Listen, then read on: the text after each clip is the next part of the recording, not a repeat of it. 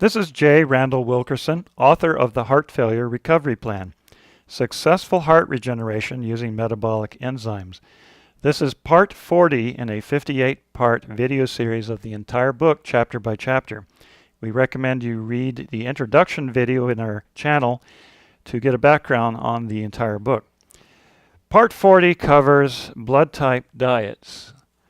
Essentially, any type of diet that promises ideal weight, perfect health in life, and contains unusual theories or even fantasies can be damaging to somebody trying to recover from heart failure.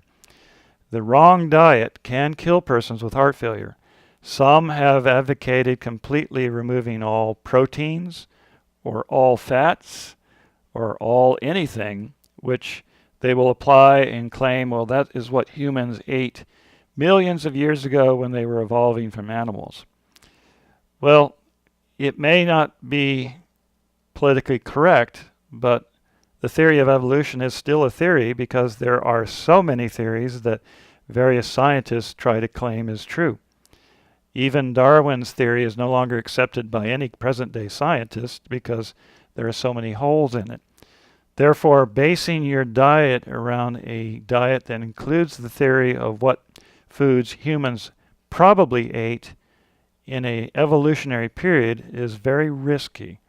One of those is the Eat Right for Your Blood Type diet by Dr. Peter Adamo.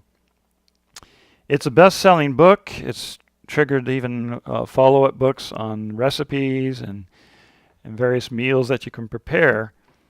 Interestingly enough, the primary theory is that as humans evolved, blood types evolved originally from blood type O over thousands of years.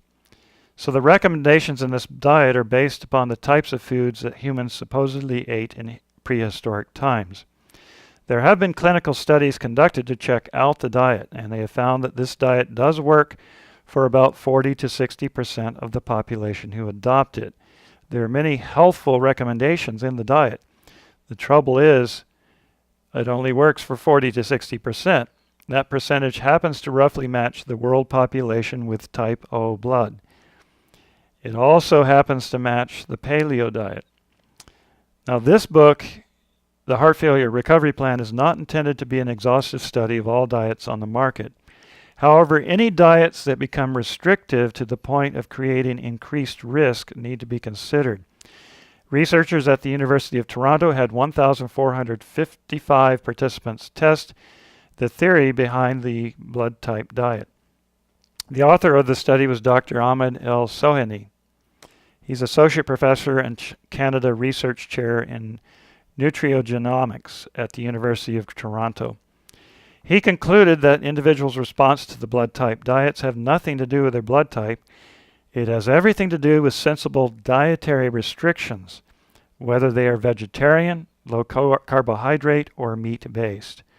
So in summary, it's best to follow diets that do not follow theories. You need to maintain intake of proper proteins, enzymes, amino acids, vitamins from fresh vegetables, and some meats are appropriate if they contain the proper fats and oils and no additional chemical additives like prepared meats. Watch your dietary restrictions and make it sensible. If anything, any diet that you read has wacky theories that exclude large, vast sections of food, then you need to carefully check to see if it is possibly true.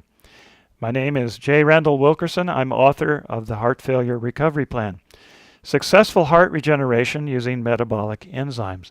This book is available from Amazon in a print and Kindle edition, from the Apple iTunes Store as an iBooks edition, from eBay in a print edition, and directly from the publisher, Wilkerson & Hughes, P.O. Box 777, Altoona, Florida, 32702. Just send a check for $24 to cover the book, plus shipping and handling. Thank you for listening.